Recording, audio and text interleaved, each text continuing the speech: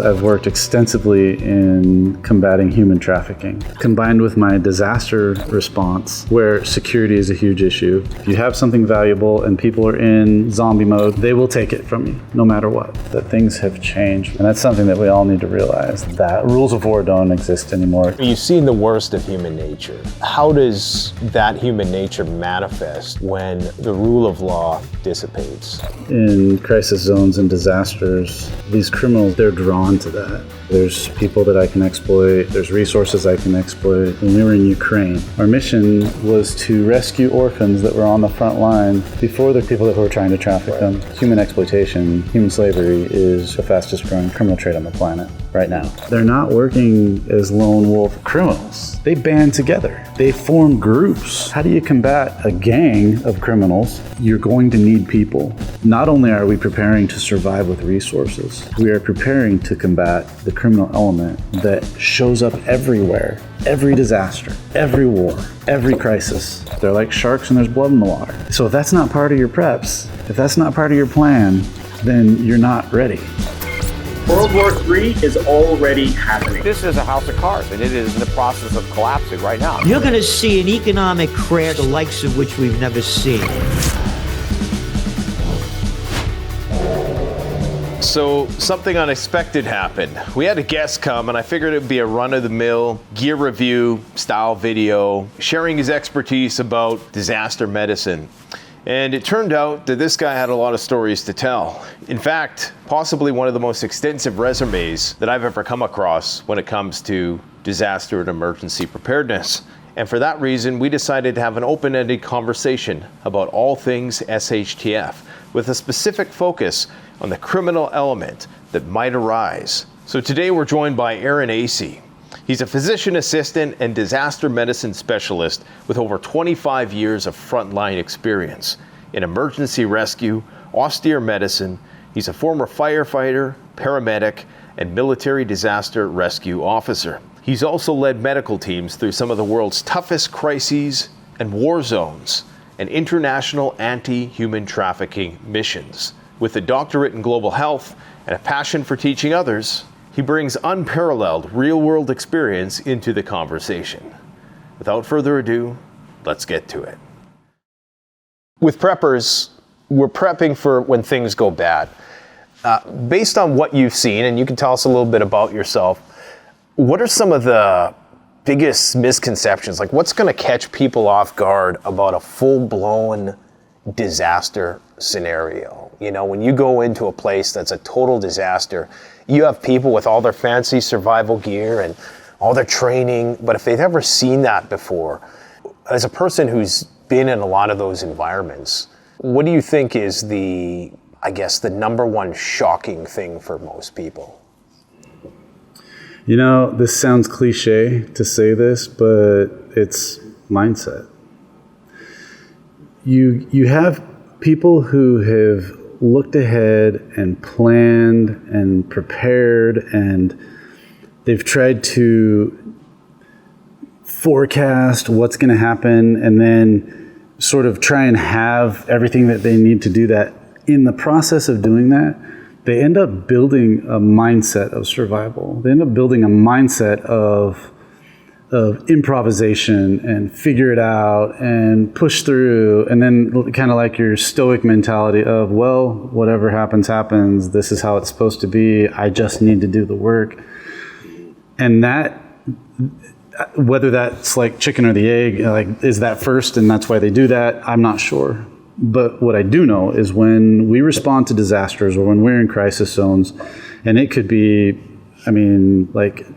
Jamaica with the hurricane, where whole communities were just all of a sudden wiped out. It could be Ukraine, where we've got the war that's now going into years, and communities are attacked periodically, but you've got lack of resources. Or you could have just a really bad winter season, up here in Canada, and you're not able to get resources into a community. It's the same in every situation, where if they have resources or they don't, the ones that already have the mentality of I'm going to figure it out, somehow they end up finding the resources and they end up surviving. And you have the people that don't have that mentality, whether or not they have resources or prepped, for some reason they're always victims, and for some reason they always don't have enough because they don't know how to plan, they don't know how to improvise. And it's interesting that you brought up the prepper component of it, because it's not just prepping. Like, that is one subset of a population, right? The people that are really into having stuff on the shelves, but then you got people that are just naturally safe for a rainy day people. And I gave a webinar actually not too long ago, and I was talking about how a lot of us prep and don't even realize it. Like, do you have a spare tire in your car? Or do you have a spare key that you've hidden somewhere around your house? Well, that's prepper mentality. But is that really prepping? Well, yeah, if your tire's not flat, if you're making sure that it's full, or if you've got jumper cables and a little kit in your car just in case you get stuck in the snow somewhere, you're prepping. You already have that mentality. And yeah, there's a lot of people that don't do that, but the people that do might never consider themselves preppers. But they have that, so I guess I kind of answered my own question. Yeah, the they inclination have that, towards exactly. self-preservation. And those people tend to do well in disasters. They tend to just figure it out. And I think that is something that you don't have to be born with. I think that's something that you can develop. As people gain interest in being prepared, and as people gain interest in having what they need in case they don't have. And I think COVID probably helped a lot of people who had never really considered this as a possibility to all of a sudden not having access to toilet paper as, wow, that's for real. And this is only for like a little pandemic that's not really affecting my community very much, but yet there's no toilet paper. And so it was an eye-opener for a lot of people to start thinking about, okay, well, maybe I should have extra canned foods on the shelf. Well, maybe I should have, buy bulk toilet paper and rotate through that instead of having to go every week to the grocery store. Well, our society is such that we only have to think about the next hour, really. I mean, and that window is getting shorter and shorter as the supply chain gets more and more sophisticated. So, what you're talking about is really seeing beyond what's right in front of you and thinking about, just cultivating that mindset of, if this happens, then I'll do this, or just getting into that mode, like you're saying, because I agree with you that I think a lot of when I find myself in an emergent situation, the mindset that's been cultivated about brainstorming and thinking about these different scenarios that might arise, what I would do if, and you kind of got your head on a swivel, Yeah. Even with security, like you use the example of, do you have a spare tire? Some people just have a natural security mindset where if I'm leaving, I'm going to leave a car in the driveway, if I'm going on vacation, or, I'm going to make it look like somebody's home, or, it's little things like that. That sort of mentality will bleed into how you probably respond in these situations. Yeah, absolutely. And when we're, a lot of times, unfortunately, disasters affect lower income and low resource populations more, right? And that's just a product of mostly government and management of those resources at a much, much higher level than these communities that are having to live without these resources initially. So, but being able to see that mindset even among people that have very little or even next to nothing, how they can just figure out everything was wiped away. Their house that was actually just sticks with a tarp and a corrugated tin roof was, just wiped off the planet, didn't even exist. And yet somehow they're still happy. They're asking for help, but they're asking for help so that they can rebuild. And that's a very different mentality than we see, especially in our Western nations, where people, right now we're talking about in the U.S., them getting rid of the EBT, SNAP benefits and whatnot. And this mentality of, the government owes this to me, the taxpayers of the United States owe this to me, rather than, okay, well, I can actually work. I could work 10 to 20 hours a week. So why am I not? Why am I relying on that when I should be trying to make my own way? And you don't see that very often in these communities that we respond to. You don't see people just waiting for the welfare handouts. And there are some nations we could talk about that does happen, but on the whole, for the most part, these communities are made up of people that they just know how to problem solve, and they know how to satisfy their needs, whether it's the basic Maslow needs or whether it's extended beyond that. They just know how to keep that family unit together and then go find those resources, and they start rebuilding almost instantly. I mean, man, we actually responded to a Caribbean island. I won't say the name of the communist island in the Caribbean that we went to, but was that enough of a... Yep. Okay. You could say it. Keep up. We were there just a few days after the hurricane went through, and they were already cleaning up. I mean, the east end of the island was decimated. They were already cleaning up the streets, cleaning up debris. Like, just a few days, they were still trying to, pick themselves up out of the rubble. And they were already trying to make it look nice again. Right. Here we'd be looting and, be cutthroat, dog eat dog, probably. Yeah. I mean, in some places anyways. We were helping some locals rebuild because the roofs were just taken off of just whole neighborhoods where all the roofs on the houses were just taken away.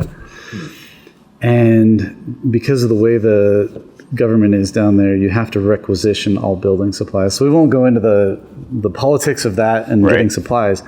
They just figured out, okay, how do we nail these tarps to the roof? Well, we've got all this debris. They're not waiting for help to come and somebody to tell them what to do. Yeah, they've got all this debris, and initially the structure was built with nails and wood. Mm-hmm. And I happened to say to one of the guys that we were working with, I'm like, we'll just go down to the hardware store and buy new nails, and we can have this tarp put up in an hour. And the guy looked at me, he's like, what's a hardware store? Like, you guys don't have a place where you can go buy building supplies? He said, no, that gets requisitioned from the government. So you can't buy nails, you can't buy wood, you can't buy building supplies.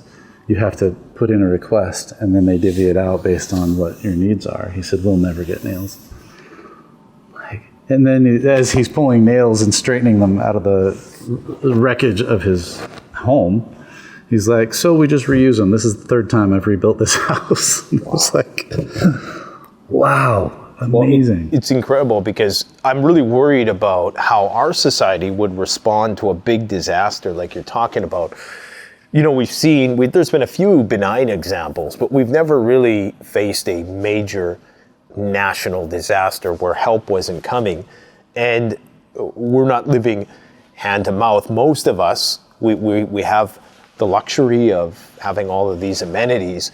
So we've never really had to experience real hardship and do it ourselves. Because if we didn't do it ourselves, we would die, like in a lot of those places.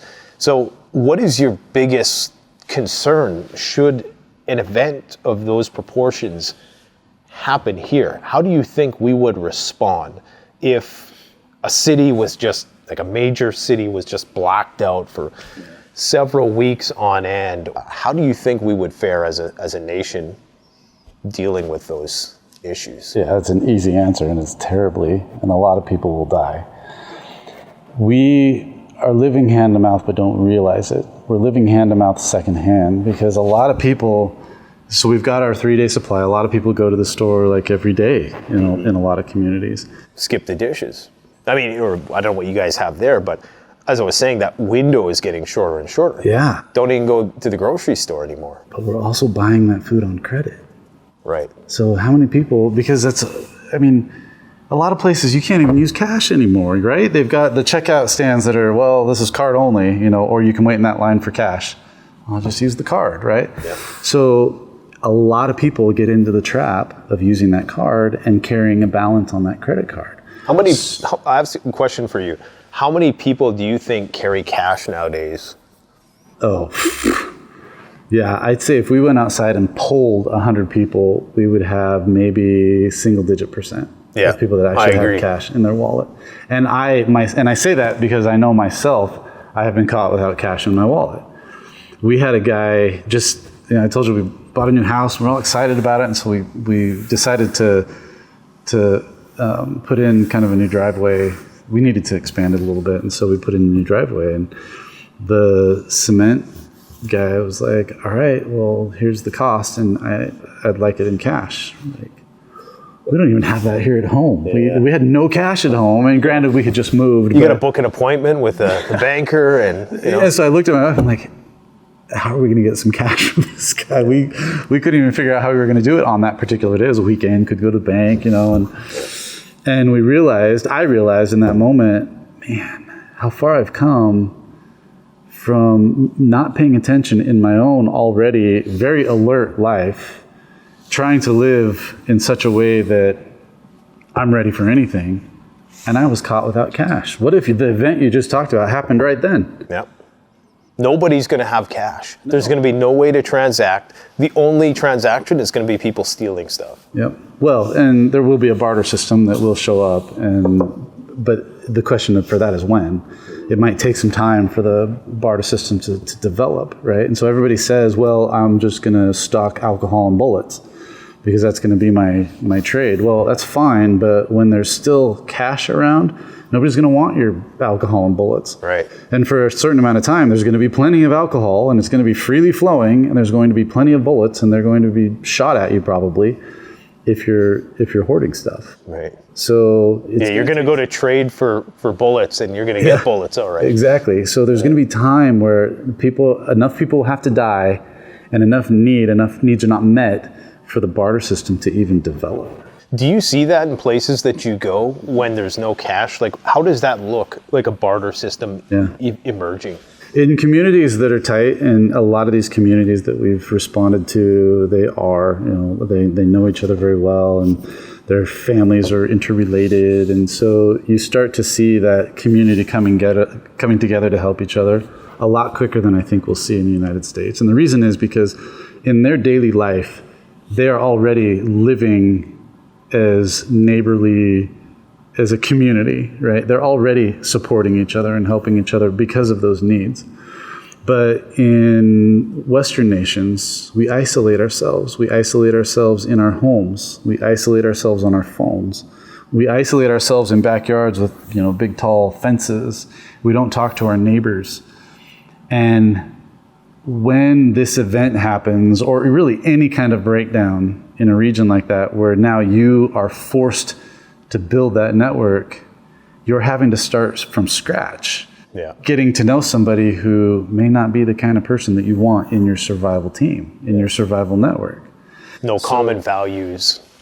Yeah, and maybe no skills. Maybe maybe they don't have anything that you need. All they can do is take. Maybe they've got health issues. Maybe they've got disabilities that they might be people we would take care of, but they're not people that are going to contribute in a survival situation. So knowing that ahead of time would be really helpful. If I know I have neighbors that need certain things, part of my preps for my neighborhood will be figure out who are the people that I can count on and make friends with them, and who are the people that I can't count on but are going to need to be cared for, and I'm preparing for them.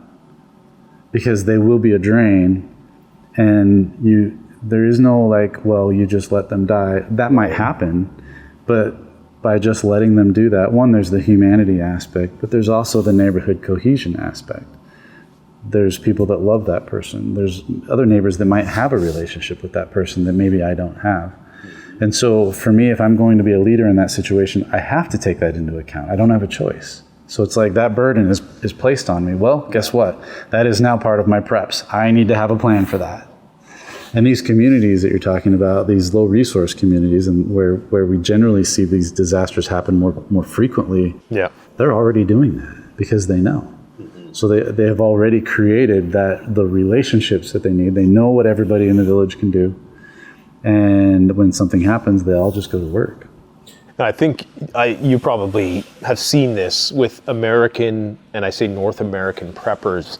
We have this very individualist mentality where we're gonna, shut ourselves in. But I think the reality of that, I can just imagine. I've never been in the situations that you've been, But I can imagine that facade falls apart pretty quick. Yeah. And viewing people as assets as opposed to liabilities is kind of a mindset I'm trying to move into, because, you know, it's typically portrayed that everybody is an enemy, and many are probably enemies. But, you know, what does Abe Lincoln say? I always go back to that quote, you know, you kill your enemy by making them your friend.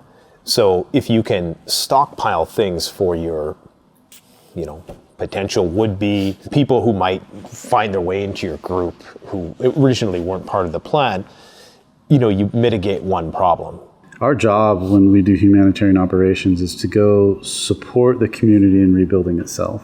So we try to not, unless we have to be initially, but we try to not insert ourselves in places where we can't be replaced. Right. We go figure out who's doing what, and then we assist them in doing it better. So if I go find a local doc, then I'm going to help him get his practice going again. From a survival standpoint, I mean, it should be common knowledge, but the whole go it alone, lone wolf thing, we all know that's been debunked plenty. I always remember one of my favorite books, Louis L'Amour's Last of the Breed. You've read that, right? Nope. You got to read it. Is it next fiction? time we talk. It's fiction, right? So this is another one of those instructional books, instructional fiction, and those are okay. So next time we talk, you need to have read Last of the Breed because it will blow you away. Okay. It is, in my opinion, it is one of the best works of fiction ever written. But the thing about it is the protagonist initially starts out going alone, trying to survive. He's a POW. He's an Air Force pilot who's shot down over Russia. What's the context? Air Force pilot shot down over Russia. Okay. All right. I thought that was his backstory, and he was That's the inserted into an context. apocalypse situation. It's actually not apocalyptic. It's a chase scenario. All right. So he's on the run. Kind of like what was that movie, Broken Arrow? That one. Well, he's on the run from the Russian government, and he ends up going it alone for a while. But then he realizes he's a survival expert. So he's also the background. He's part Native American. So he's using those genetic and skills learned as a child, and he's applying them to his military skills in a survival situation. And he goes to live with a local group of people, and it's very vivid and explicit in how he actually survives, being chased by the government through multiple seasons in Siberia. And it's very descriptive of trying to survive in those seasons and why he needed that community to be able to survive. Right. And then the end is it is a fantastic cliffhanger. And it's like, wow, that was totally worth the read. So I highly recommend you read it. Well, there's a movie called The Way Back, which might be a derivation of that. I'm not sure. Well, there's actually been quite a few screenplays written deriving the story from Last of the Breed. But the book, this particular storyline is, in fact, Jack Carr. I don't know if you're familiar with Jack Carr. He's a novelist, has gotten really popular for the Terminal List books. Which are now, it's a series of movies. He uses that storyline a little bit throughout his books. But what's cool about it is it brings it to life. You know, that's how humans learn, and that's why. I mean, I guess in a way, I would push back a little bit against your opinion on fiction in the context of how we learn as humans. Mm-hmm. We learn through stories, and those fictional stories actually have a basis in truth. And that truth is that these are common themes, and they're common skills in humanity. And we learn those, and we used to learn those around the fire through stories. We learn them through myth. We learn them through fable. We learn them through fiction. Yeah. And so by having those stories available to us, we can recognize, oh, okay, that's a scenario I never thought of. I could apply this in my life to that scenario, and maybe that's how I could problem solve through it. So, well, that is very true, and I would say it's also, you know, with Hollywood, it's somewhat problematic sometimes, because sometimes what they portray, you know, it really reinforces this idea of the lone wolf. Usually there's some reconciliation at the end. You know, I'm thinking like I Am Legend, where this guy's by himself, but he eventually finds the community at the end. But, you know, throughout that process, this whole prepping culture has been built around me against the world. In fact, they call them LMOs in World War Z, Last Man on Earth. Yep. So Great book, by the way. There's obviously I listened to the audiobook, which was good. The movie kind of sucked, but Well, it wasn't the book. It was a movie named World War Z, but it was not the World War Z book. very trace elements of the original narrative. Well, so going back to what you said initially, though, medication. So when somebody asks me, what do you think I should stockpile? What do you think I should have for that day? So we already talked about mindset. And of course, having the skills to use these things are also important. So gaining those skills, but that should go without saying. If I have to have stuff, then you know what's going to kill me fastest? It's not running out of food. Yeah. I might survive 3 weeks without food. It could be running out of water, but we live generally in areas where water is procurable, especially with some basic skill. You can procure drinking water. Mm-hmm. Just your toilet, right? If you're at home. Yeah. And there's also, it would go back to bug in, bug out. Am I at home? Did my home get destroyed? Am I having to move? Did I build a bug out bag I can't carry because it's so heavy and it has everything in it? Those kinds of things. It's medication. Getting an infection is going to kill me faster than anything, but it's easily treated. I could get sick, or I could get cut and get an infection, get septic, and treat that with something I have on the shelf and still be alive, or I could be dead in 3 days. I work in rural emergency medicine, so I work in a community that's very small, it's very isolated, and it's mostly geriatric. I'm dealing with sepsis every shift. Yeah. Every single shift. And that is not a community that suffered a disaster. That's today in a community that has the railroads are working, the trucks are trucking, the planes are flying. They do have an airport, but I don't think they get anything flying. But the ports are working, right? So this community is getting their normal things, and yet I'm dealing with sepsis on a daily basis in that ER because people just get sick. So having those medications on your shelf, I think, should be the first thing to focus on. Yeah. When you're starting to decide, what in the world should I have for that rainy day? Yeah, it's one of those things that's just kind of a no-brainer, but we take it for granted that we can go and, antibiotics have saved so many lives since their invention. Without it, I'm sure hundreds of millions of people would be dead or would have never, So it's one of the easiest things. It's also nothing that screams prepper. Maybe we can talk a little bit about the security considerations, because the interesting thing that really caught my attention about, and I realize I'm beleaguering the point a little bit when I say that this is a very unconventional looking medical kit. And I originally thought it was the company who just threw something together and didn't know what they were doing. And then you come today and you completely change my perspective on approaching designing a first aid kit. So obviously security is, something that you're very mindful of. Tell us a little bit about your approach to these things, because you've been in Ukraine throughout the war. I'm sure you've been in many other similar environments. Can we just talk a little bit more about why this gray man approach to things? Yeah, it's a little shocking, and it's because I did not foresee that it would be seen that way. But for you to say, wow, they just kind of threw something together, makes me realize a couple of things. But one, that I succeeded, because that was what I was trying to do. I wanted to create something so low profile that you would look past it. Mm-hmm. But two, that I'm not as smart as I think I am, because I thought it was revolutionary. And it was revolutionary in the sense that it worked, but it was also, I thought more people would realize that it was revolutionary. And here's the thing. Right. So I designed these kits from decades of experience in the field. And one thing I found is if you have something valuable and people are in zombie mode, which is, right, they're lacking something and they're not thinking now, they will take it from you no matter what. They will try their hardest to take it from you. So if somebody needs first aid supplies because they've got a child at home that's sick, guess what? You will be attacked. So if you have a first aid kit, they will be looking at that.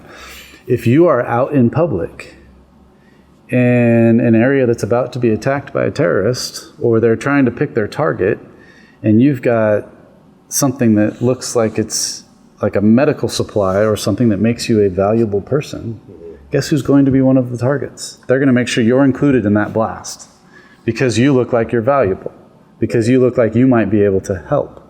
So you're going to be targeted. More so than somebody who just kind of blends in. Yeah. There's no humanitarian immunity here. There's no, oh, that's a good guy, let him go, he's impartial, he's Red Cross. Yeah, we've gone way beyond that. Rules of war don't exist anymore except for countries that bind themselves to them. And that's something that we all need to realize, that things have changed. We live in a world that will not abide by rules, no matter what the conflict is. We're watching it right now in Ukraine. So the other thing is, my background is in doing not just disaster work, but I work in crisis zones in lots of different settings. One of them is I've worked extensively in combating human trafficking. And I've worked with organizations where we assist in the undercover investigations of human trafficking and then the rescues of the children that we find during those investigations. As the lead medical officer, my job was to be prepared for anything, was to carry with me on my person all the supplies I would need to take care of a traumatic injury, stab, bullet wound, sick child. To have those things on me, but yet still be able to pass through security belonging to a criminal and not look like I'm a medic or carrying, a bunch of equipment. If they go through my pockets, are they going to find a tourniquet, or are they going to find a nondescript piece of elastic that I could claim as a sex toy or something, something just belongs in that environment, right? Like that nasal airway that I showed you, or the chest seal, right? Remember the chest seal that I showed you that you could put on a sucking chest wound? Right. I got a Mr. Zog's Sex Wax, the Surf Wax sticker, and I put it on my chest seal, and So that's all I did. They don't want to have anything to do with it. Exactly. No, they're like, oh, kinky. So I actually had that specifically pulled out of one of my bags when I was trying to get into a location that we were investigating.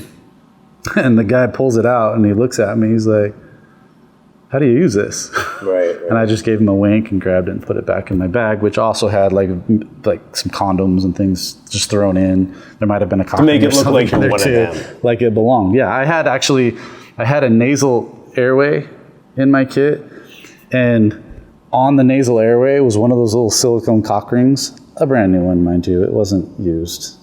Do you know what that is? I mean, I know what it is, but it's not my style. I'm old school, man. I won't This explain new it. stuff is, But I don't got the time for that. These are paraphernalia that shows up in the environment. And it's sickening to think about what environment we're investigating. We're investigating the sexual abuse of children. Exactly. And all of these things were commonplace. So he's looking at it going, wow, that's a new toy I haven't seen. What do you use that for? And, I'm winking to him. And so that's how I would get my medical supplies past security. I wouldn't be carrying a backpack of any kind. And if I did have a backpack, it would have, like maybe things that don't look like medical gear or hidden as medical gear in plain sight. So I've done that for 13 years.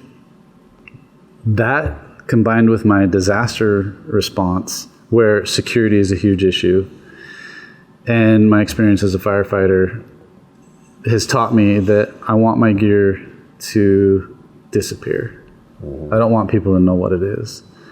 I don't care. If I need something, I'm going to tell them, grab the black bag that says JASE on it. I don't need them to go find a first aid kit, right? If this kit is going to be used by me, I know where it is, I know what's in it, I know how to grab it, and I can explain to somebody how to grab it. So having it labeled medication. Now, that might be different for a mass casualty kit. Like, let's say, which you are going to see, we have some other products coming. We are working on a mass casualty kit right now, which is everything you would need for mass cal. Tourniquets, compression bandages, airways, your gauze.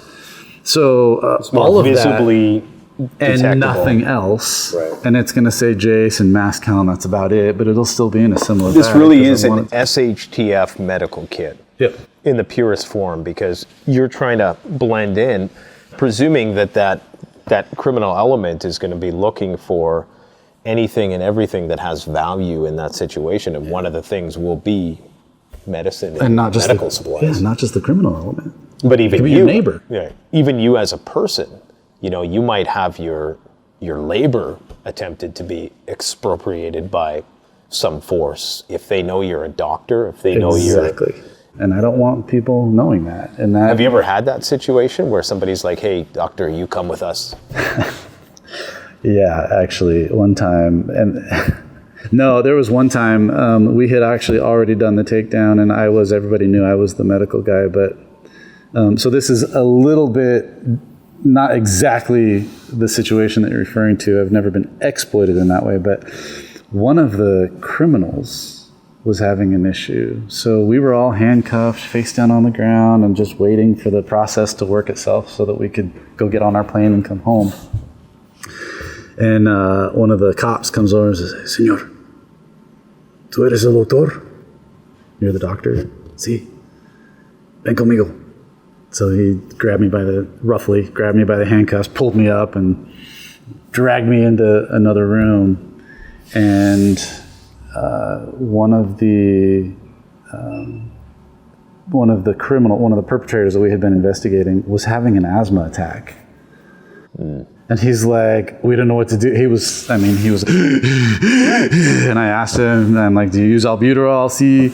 So he was having an active asthma attack. And actually, in this kit, I actually created a spot. This is the trauma. I created a spot where you could slide an EpiPen or an albuterol inhaler in here if that's one of your issues. Same with this one. I actually designed this one so that this front panel, you could slide almost anything down there if you need to carry it around extra. So things that I thought about in building these kits that come from all this experience.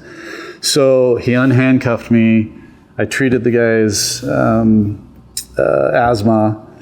And then they took me in another room, and one of the kids that we had been trying to rescue had gotten a cut during the takedown portion, had rubbed up against a nail or something, and had this pretty gnarly cut in her arm. And so I bandaged that up and made her feel better. And then he puts me back in handcuffs and drags me back out and puts me back on the floor. And there I waited for the rest of the time until they finished what they were doing. And having the skills puts you sometimes in very unique positions. Mm-hmm. So in that situation, that was my job. But in a setting where you may not want to, or it might be dangerous to you or your family, keeping those skills, keeping that equipment, keeping those supplies a secret until you're ready to make them known, so that it's in your, the ball is in your hands, basically. So you get to choose when you make that decision. Yeah. You get to choose when that information gets out, not made for you, so that you have control over it.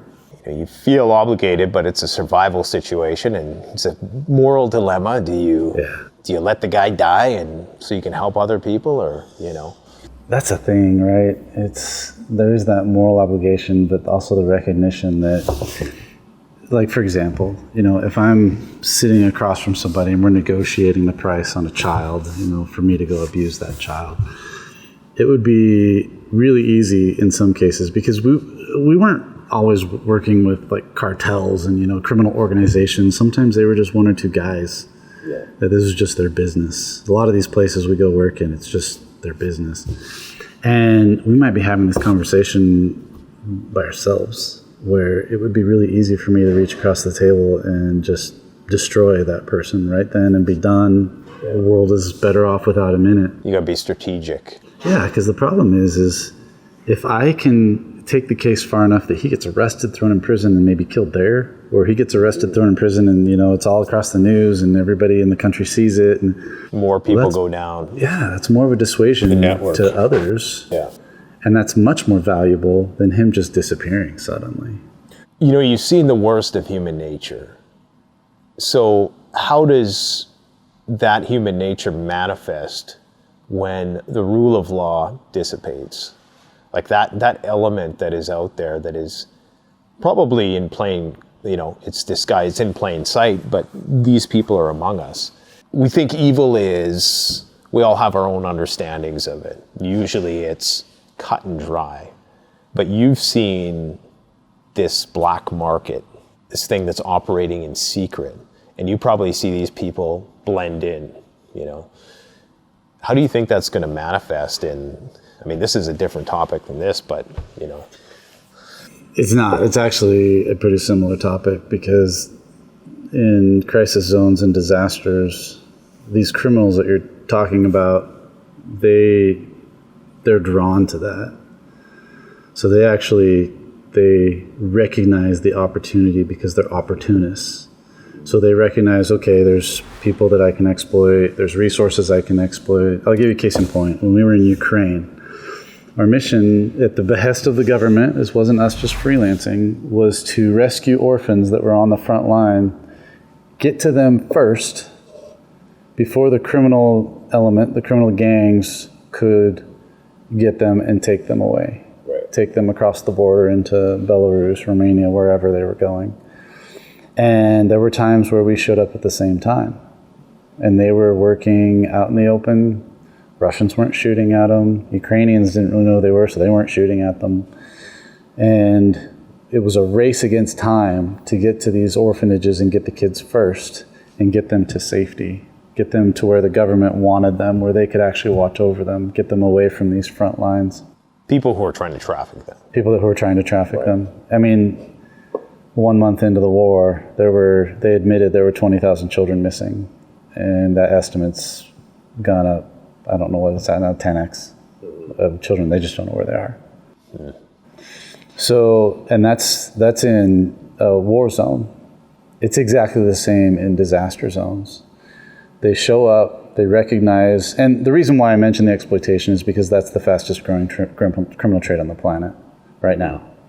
So yes, you have other criminal trades that are bigger, but human exploitation, human slavery is growing faster than any of them. Because these criminals recognize that human beings can be bought and sold many, many times for lots of things, not just for sex, but also for their labor, for their organs even. And there's some statistics that would make your mind spin. I won't tell them to you today, but about organ trafficking that's just disgusting. And that involves my industry. That involves the healthcare industry. And it's one that I get very passionate about, because if you think about how many healthcare providers or healthcare people, administrators, nurses, does it take to successfully transplant an organ? It's the same number of people to successfully transplant a stolen organ as a not stolen organ. Mm-hmm. And sometimes they're the same people. So that's how many people are involved in the trafficking of a child's kidney or a man's liver or an eye.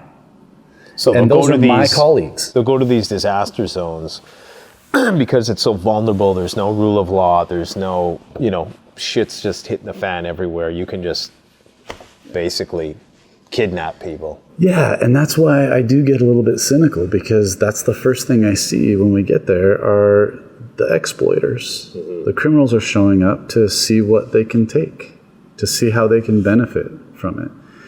And they're not working as lone wolf criminals. They band together. Right. They form groups. They form conglomerates. They form gangs. They form, these cartels. And they work together. And so if they're doing that, and us law-abiding citizens are just doing our best to try and find our way, figure it out, how do you combat a gang of criminals that are trying to exploit you? Especially if you're trying to lone wolf solo it. That's impossible. Depending on where you live, that gang is going to take all your stuff. Yeah. I mean, that's just... Again, really it's cynicism, but I think that's pretty valid cynicism. Point or something. Yeah. It's not going to happen. Spartan situation. It's not going to happen. Yeah. That Spartan, I mean, how many times did the Spartan standoff at Thermopylae successfully work, right? Well, we're still talking about the Spartans, so not very many times in history has anything like that happened. The lone wolf, it's not a valid scenario, because you're going to need people. If you've got a bunch of stuff, you have to secure it or it will get taken. Well, you have to sleep. You have to go to the bathroom. You have to prepare your food. You have to care for your body. Yeah. Those are all points Be sniped while you're working when in you the can be garden. taken out. Yeah. So if you don't have a significant group that can manage all of those things in turn, because everybody has to do that, there's no way to survive that scenario. So not only are we preparing to survive with resources, we are preparing to combat the criminal element that shows up everywhere, every disaster, every war, every crisis. They show up. They're like sharks and there's blood in the water. Right. And we have good data that shows that. So if that's not part of your preps, if that's not part of your plan, then you're not ready. Mm-hmm. And so these guys that think they're going to create their homestead and, have they got their wall, they got their bunker, you better have an army to defend it too. So let's talk about that a little bit. When you go to these places, is there, are there people who are kind of prepared for these contingencies and they have to flee? Like, what happens to the haves in these situations? That's where, a lot of times they do end up fleeing. That's why we get the refugee crises that are happening all over the world, and a lot of it happening right now in Africa and from the wars, in Congo and Rwanda. They can't protect themselves. No matter what resources they have, they will be taken. The communities don't even have the time to band together. And so now you get these massive migrations of, not migrants, refugees, people that truly, really have no place to go because they were just thrown away. Or expelled by the criminal element. Exactly. Mm-hmm. And you've got, and I can go back to Ukraine. We had refugees, we had Ukrainians leaving, the women and the children that weren't able to fight were allowed to leave at the beginning of the war. And so they would cross over into Poland and other countries, and they had the choice of declaring refugee status or not. But being a refugee meant they had access to certain resources. Mm-hmm. But they had to commit to, if they were to receive those resources, they had to commit to live in the refugee camp and only use the government-provided resources that were being given to them. If they didn't accept that contingency, they also had to stay a certain amount of time. If they didn't accept that contingency, then they could go without being refugees, but then they had to figure out resources on their own. And so then those groups would band together and try to figure out, okay, we're not going to be refugees because we want to go home sooner than a year. So how about we get together, we try to find these NGOs, these nonprofit organizations that are helping displaced people. So now they're not refugees, they're displaced persons. So let's try to get resources for our group and try and survive that way. And they do. They actually survive very well. But again, they're banding together. They're forming gigantic families and trying to look out for each other. And so when we went to Ukraine, we actually spent some time just doing the rounds, not at the refugee camps. We were going around to find the displaced person camps for everybody who didn't want to be refugees. And a lot of people will say, well, why didn't they want to be refugees? Just accept refugee status and let the government take care of you. Well, it goes back to our initial conversation. These are people who have, for some reason in their genetics, they have that mindset of, I'm a problem solver, I'm going to figure this out, and I want freedom. I want to be able to go back to my country. If the war's over in 6 months, I want to go back. Refugees can't do that. There's stipulations. They might be stuck there. And it's true in other countries too. That's usually the case with refugees, is they have to follow a certain set of guidelines and they're stuck. And refugee camps are terrible. In most cases, they're terrible, especially when they're run by the UN. So now you've got these displaced people by the millions. They're all over. When there's countries that won't accept them, now they're just displaced people. So they become targets. So now you get these sharks that are kind of following these groups of people around and nipping at their heels, trying to figure out where can I exploit. And so this goes back to what's my job, and that's to teach healthcare workers how to recognize exploitation, because it's one of the main public health risks of our day. Because it's growing so fast, and because the value of human labor, human sex, and human body parts is becoming so valuable, now they are expending resources to be able to work within this industry. And so my job, I did my doctorate thesis last year on global health and managing emergencies. And my thesis was on the healthcare responsibility of fighting human trafficking and why our industry, the healthcare industry, needs to take a frontline role, tip of the spear role in fighting it, because this is a public health issue. It's a global health issue. When people are worried about exploitation, or when they're being actively hunted for exploitation, how can they worry about their general health? But yet they still have health problems, right? So when they're even actively being exploited, they still seek health care. They're still going to ERs, even here in Canada and in the United States, when they're being exploited, which our two countries, by the way, are two of the biggest consumers of child sexual exploitation. And I specifically targeted Canadians when I was working down in the Caribbean. I won't tell you what island. But the Canadians were the ones that we were pretending to be, because they were the ones that were actually actively buying. So in my undercover role, I was trying to be what was down there. Why do you think that is? I mean, now that we're on the topic, because this is one of the things that I've had this running thesis that SHTF here will be worse because people are so kind of mentally fucked up from this system. Why do you think? Is it just because we are in more privileged positions? Yeah, I think that's the heart of it. I think we live in a society that has allowed us to have access to develop fetishes, to develop needs, and we've also lived in so much abundance. We have too much that we have boredom. Mm-hmm. And so we begin to develop, and we're the biggest consumer of child sexual abuse material, or pornography in general, really. And I think that also allows these things to develop and grow. And people will argue that, well, what's the problem if you're using it in the privacy of your own home? But we have pretty good data that shows that the harms of even legal pornography, discounting the child sexual abuse material, which we know that is abusive, but and the use is going up. More and more people are abusing that, and it is a drug. We know it changes the mind the same way drugs do.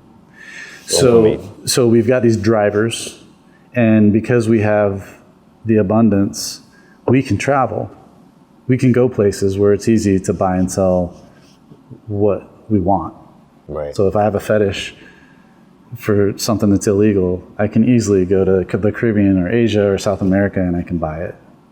And nobody bats an eye. It's incredible that you're saying that this is getting worse, and I think that comes as a shocker to a lot of people, because we're supposed to be morally evolving as a species, we're told. But I always go back to World War II wasn't that long ago. Slavery wasn't that long ago. Like, human beings are fundamentally the same, and now you add this neurotic element of people are all messed up because of the internet and dopamine and fetishizing everything. You add all that together, and it's a ticking time bomb should the lights ever go out. Mm-hmm. You unleash that canned heat onto the world. I usually engage in these conversations hoping that the person would not reinforce my view of the world. Unfortunately... Yeah, I'm the wrong person for that. But I think it's important, though, because you have real world experience with this, and you've seen it firsthand, and you know that lots of this is a facade. Yeah. You shut the lights off for a few days, and then we become animals again. And you mentioned World War II, and people in general were different back then. And the level of addiction was much different back then. Mm-hmm. What we have now, the needs that people have, they're different, and they're much, much stronger. And I think they're more detrimental to society as a whole. So, things like the pornography, that is an addiction, and that will be a need that people will have to figure out how to fulfill or control. They won't control it. I don't have enough faith in humanity that everybody will just suddenly, control things that are harmful and suddenly be There'll be a lot of Jack the Rippers out there. Yeah, there will be, and there will be fewer people that will be contributing members of society, because they'll, if they're like individualists, or if they're more like antisocial, then many of them will probably just disappear. They'll try and go alone and then die. They'll realize their needs can't be met. They won't be able to make it back. So I think there will be a lot of that. But at the same time, there will be plenty of people that are just hiding and waiting for the moment that they can figure out how to, because they'll be opportunists, yeah. And many of them, I think, won't even realize it. They won't realize that they have such an uncontrollable urge until they have nothing. I mean, just take the caffeine addiction, for example. What would happen? Guilty as charged. Yeah, what would happen if there was no more, if you have to live in Colombia to get your coffee? Because there's no coffee grown in the United States or Canada. That's why you stockpile a lot of it. Yeah, but Instant coffee. It also goes bad. Yeah, it's not instant coffee. Well, it's true. Well, yeah. Eventually. If you had 20-year-old instant coffee, I found an MRE in Ukraine from World War II, and it had some coffee in it. You tried the coffee? It was awful. Now, it could have been awful then. It could have been that was just what they drank, because that's Ukrainian or Russian coffee. I don't even know if they had freeze drying back then. I don't think they did. But, oh man, it was terrible. But that's just one example. The coffee, the energy drinks, the nicotine. We talk about cigarettes being like a currency item, right? You stockpile your cigarettes or your chew or whatever. But now that people are using the vapes and using the different types of nicotine, those addictions are different. And so there will be people that don't even know how to use cigarettes. They're not accustomed to those. People who are already super irritable, drug dependent, a lot of people, I don't know what it is, 25, 30%. You take away the addictions, the self-medication, and it's a recipe for disaster. What are, let's maybe try to change the tone a little bit here. My viewers are no strangers to the dark side of things. What is some of the uplifting things that you see in these situations that are surprising to you from communities? Perhaps not ones like ours, but ones that, maybe, I guess the thing that best approximates would be a Ukraine situation. Would you say that that's the best analog for a North American SHTF? Or would you say there's another situation you've been in that would look similar if things fell apart? Oh boy, yeah. I'm not sure that I even would have an analog, because as much as I've read and as much as I've studied and as much as I've tried to forecast my own idea of what the future is going to be, I'm pretty sure I haven't even figured out what it's going to look how it's going to be. Yeah, because Ukraine is very unique, what's over there, and they're very unique, very different from United States and Canadians. But what I did see that's similar and that would be considered more uplifting would be our two countries are two of the most giving countries on the planet. We are involved in more humanitarian work than any other country. And I can say this from the United States standpoint, we put more money into humanitarian work than anyone else on the planet. And when I show up to disasters, I'm usually there with people from the United States, from humanitarians from the United States, from the UK, from Canada, from other European countries. Why? I don't know. Why am I not Is it there? a privilege, though, that we have the luxury of going and doing it, and that's why? We have the luxury, but why would we choose that? Why would we choose to expend why do you of do our what you riches? do, Yeah. right? Well, that's a good question. Yeah, I could probably use my own life to answer that question. And there is something about, I've always been driven to help. And I've always had this, there's something about me won't let me turn around, turn away from somebody who's hurting or suffering. I've always thought it was kind of a weakness. It was kind of like that toxic empathy, where I'll give everything. In fact, my wife kind of jokes about, the reason why I can't ever keep any money is because I'm really good at giving it away. And it's true. If I have, a few dollars in my pocket, I'll usually end up giving it to somebody before, not just like throw it away, to somebody, panhandling or something, but I'll usually end up using it, giving it to somebody else. And I don't think that's something I learned. Although when I was 20, I had a decision to make in my life. Was I going to grow up and figure trade? And I was looking at a number of different things, but I had an application to go to commercial diving school at the Puget Sound, and I thought, okay, that'll be a good job. It'll make me a lot of money, but something didn't feel right about it. And I was given an opportunity to, with my church, to go do missionary work, basically to go talk about Jesus for a couple of years and serve. And it was a really hard decision to go, but something felt right. I had this feeling that I'm going to learn something doing this that is going to change my life. And so I spent a year saving money so I could pay for that. And then I did it. I went down to Venezuela, and I lived in Venezuela for 2 years. I lived very poor. There were times where I couldn't eat because I gave my money away, or we didn't have much. My parents would every once in a while send care packages down, but those usually showed up with just wrapping paper and nothing in the box. So the way our church does it is I always had a companion. We were assigned together. So I had my wingman. It was usually a Venezuelan. And the two of us would just walk the streets every day looking for opportunities to serve and talk about Jesus. Like it was cool in a sense that I could focus my life without all the distractions. And this was before cell phones and everything. So it was all the 1990 distractions versus the distractions today, which is obviously very different. But yeah, I spent 2 years I was in Caracas. I was in a little town called Barquisimeto. I spent some time way down in the jungle. But I was always in the barrios. I was always in the poor areas. And so I spent every day with like the kind of the lowest, what you can consider there, the lowest classes, a lot of them indigenous versus the European,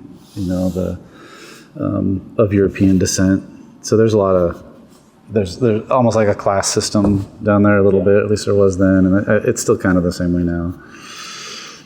And, I was there for 2 military coups. So there was a dogfight between an F-16 and a Bronco, the bomber, prop bomber, right over my apartment. And we had debris and bullet holes in our apartment. And the rebel force that was trying to overthrow the government had taken over. This was in what year? In 1992. So I was there from 92 to 94. Before Chavez. Yep, Chavez was actually in prison while I was down there. I had a person that wanted to learn about Christianity that lived right near the prison, which is way up in the mountains. I mean, this prison this was like Island of Dr. Moreau type place. Like, yeah, it was. And we had to hike through the jungle to get to this guy's house, and we had to go right past that prison. And every day we had to go up and knock on the prison door and say, hey, we're missionaries. We're talking about Jesus. We're just going to the community over there. Okay, you guys can go, kind of thing. It was a little scary. But and then the second coup was in 94, just before I left. So, that was my first time seeing dead bodies in the streets and having, to dodge bullets. And I can't tell you how many times I got tear gassed while I was down there because I was a teenager, so we always ended up in the student demonstrations because we were the same age as all the college students. So any of the towns that I was in, we got tear gassed. So in fact, my daily carry, my EDC, was my little bag with my Bible and a bottle of vinegar, because we would pour the vinegar on our ties, and that's how we'd get out of the... Vinegar for tear gas? Yeah. It neutralizes Well, we felt like it helped. Pro tip. Yeah, they say, like, if you look it up now, but they said, well, yeah, it doesn't really help. It did. I mean, I would like pour it in my eyes, and I felt much better, and I was able to make it home. Must do something. Yeah, it did something because it was. So, anyways, you're like a rare person who, I think, it sounds like you because I know you do a lot of other stuff. You do, like you talked about the diving and the rock climbing and some extreme stuff. So you're a person who's naturally drawn towards adrenaline-inducing situations. Hopefully, there's enough of those people to counteract the criminal element, but I'm not so sure. But it sounds like there's more people like yourself out there who obviously do this kind of work, this selfless work, because you don't have to do this. I mean, you could just sit on a beach and drink margaritas. I would go nuts doing that. Though. Yeah, so there's something. I would die. There's something you're getting. It almost makes me think of the Stephen King book, The Stand, where you have, at the end of the world, you have people bifurcating into good and evil, and you have the people who, for whatever, they're compelled to help others beyond themselves in a way, and then you have the very selfish people on the other hand, and these two duke it out, and to the victor, goes the spoils. Fortunately, in that movie, good prevailed, but by the sounds of things, we have there's a real dark underbelly to this society. It's almost like, when you have a forest fire, we suppress forest fires now. And the problem is that mistake, you want that to burn itself out. A lot of these people would get plucked, if we had a justice system that was, more to the point, we'll say, to keep it simply. Unfortunately, a lot of that has been just building and building, and then you open the floodgates, and then it's just total chaos, and it's a blazing inferno of criminality. Your motivations to get out there and help people are kind of a counterbalance to that darkness that's out there as well. And I think, one of the things that I'm hearing, that's not only a leadership skill, but it's something that will pay off for you as a survivor if you're in that mode of helping others. It's not just completely selfless because you're making things better. Yeah, I mean, I would say a lot of what I'm doing is subconscious. I'm not often taking that like, oh, I need to do this. I need to, I need to get myself ready to go do that. Well, maybe there is a little bit of that, but I've always actually been fairly introverted, and I've always reluctantly taken on leadership roles. And I mean, in the military, to my the detriment of my professional growth, I've avoided those leadership roles, even though that's what you're supposed to do. In fact, I'm a major now, and I started as a lieutenant, and I've always said I preferred to be a lieutenant. When I made captain, I wanted to stay captain. Why? Because I got to be with the guys. Major is right above captain. Yeah, it goes second lieutenant, first lieutenant, captain, major, lieutenant, colonel. And so I'm about halfway through my career, and I've always felt more comfortable with the enlisted guys. I've always felt more comfortable on the line. I've always felt more comfortable in the field because I've not wanted the leadership responsibility, but because I felt like I belonged where that frontline work was being done. And so I've reluctantly moved up in the ranks because that means you move up to a more managerial type position. My whole life, I've always shunned that. I've always wanted to work in the trenches. I've always wanted to be... Those are the best kind of leaders, right? I would think so. I would hope so. I'm reading Once an Eagle right now, which is a story about Sam Desmond and his experience in World War I and then in World War II. And it talks about that kind of reluctant leader, the guy who wants to spend his time in the trenches. And I'm really, I feel a lot of compassion and a lot of a similarity to his experiences. And I don't know, I'd like to think that most guys are like that, because there's a lot of guys that seek for those leadership roles, and I've never really gotten along with those guys very well. I feel like because there's kind of like when somebody gains a leadership role, they have that tendency to usurp power and seek more power and want to be more of a leader. We see it in our politicians all the time. And I would hope that there's more people like me that would rather reluctantly take on a leadership role. I mean, you need to do it as long as we have to. You need to kind of have a little bit of administrative capability, but that shouldn't be the primary driver, right? Yeah.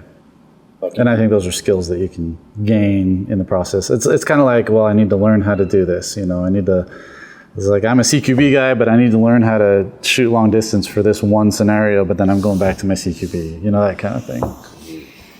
I mean, it's a lot like art. You can be an artist who is naturally inspired to make something, or you can be that artist who just does like commissioned work, and it's not really art then, So it's almost like you're coming at from that true, pure perspective, whereas some people come from it from a more, I just want to get into a position so I can make decisions.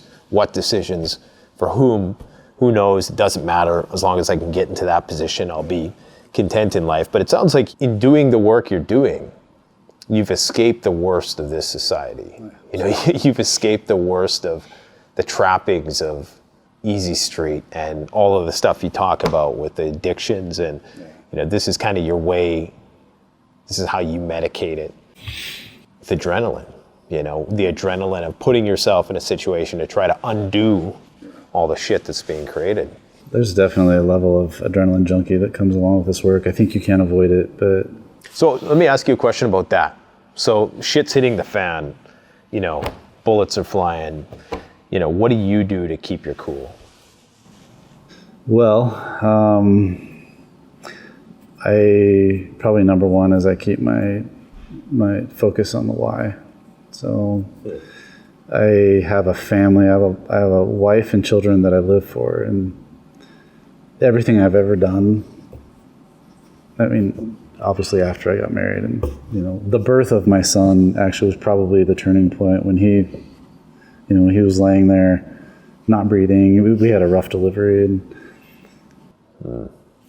I'm getting emotional now. I realized that from that moment I saw his face for the first time. I realized I'm never going to be the same guy again. Like, that's it. Like, whatever I was doing before, I'm different now, and I don't know what that's going to be, but this is me now, because I will do everything. I will expend everything in my life to make sure that this boy grows up and has the opportunity to be better than me. And I'm gonna be whatever he needs to be better than me. And I had never felt like that about anything in my life up until that point. I was 25 when he was born, and so I was young, right?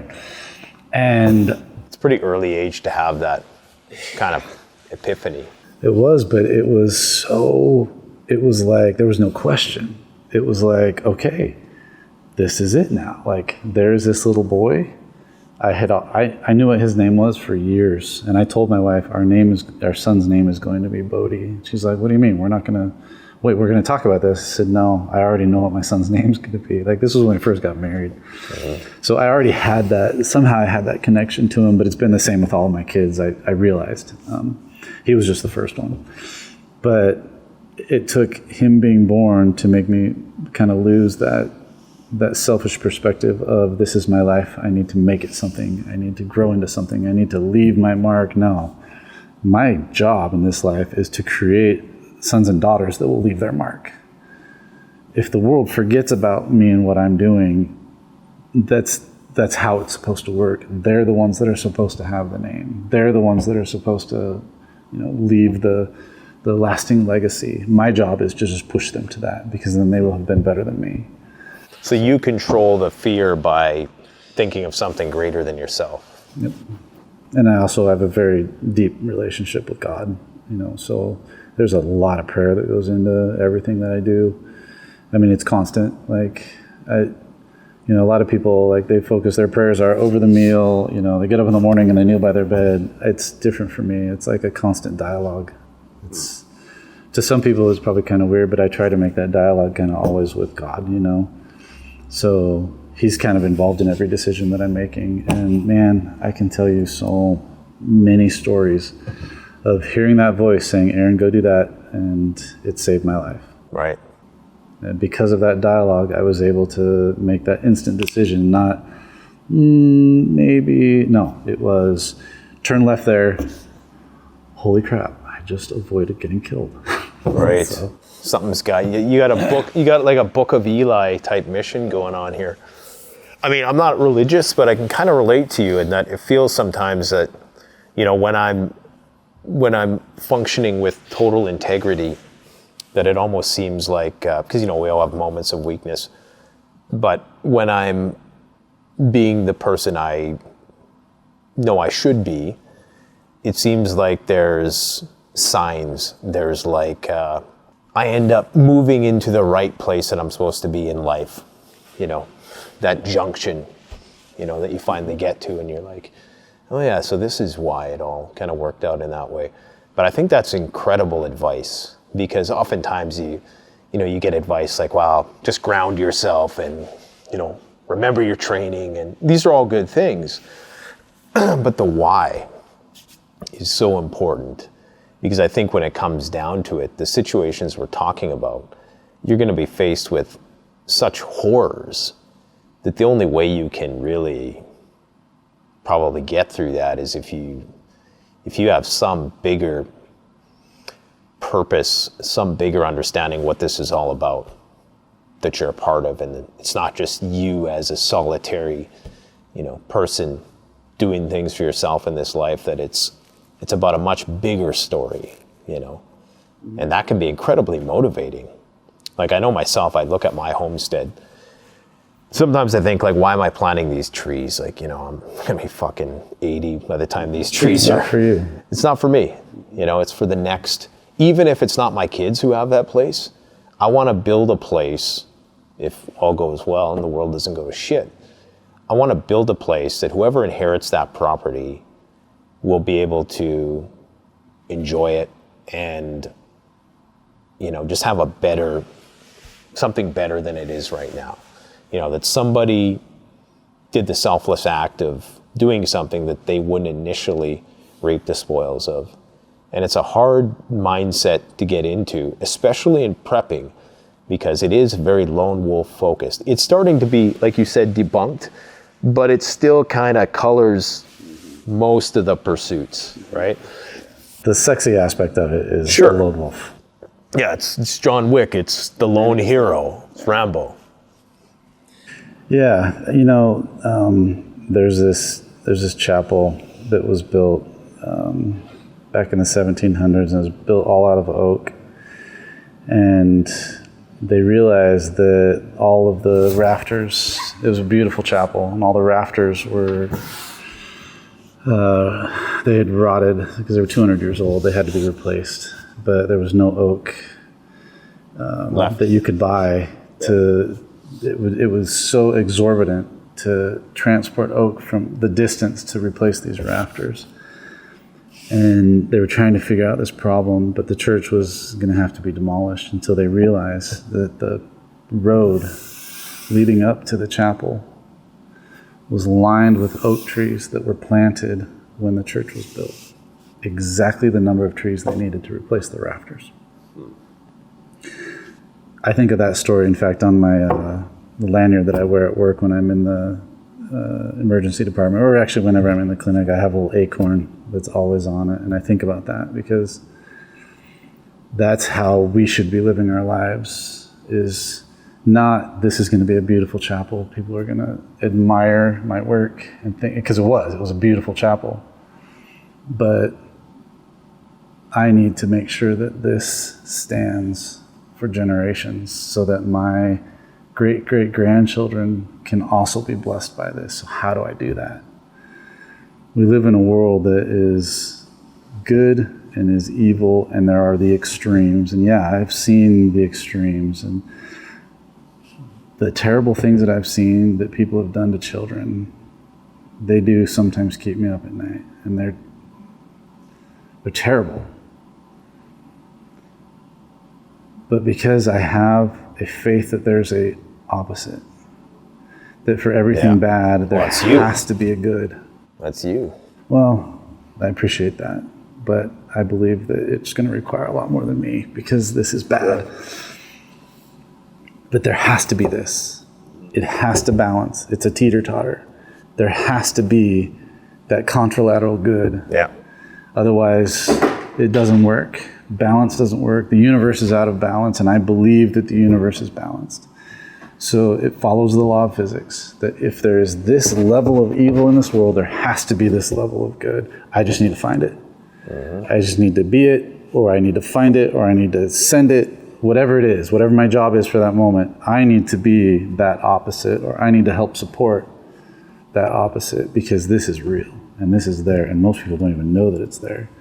Most people think that, oh, you know, that's just in the movies. No, it's not, and it's worse than anybody can possibly imagine.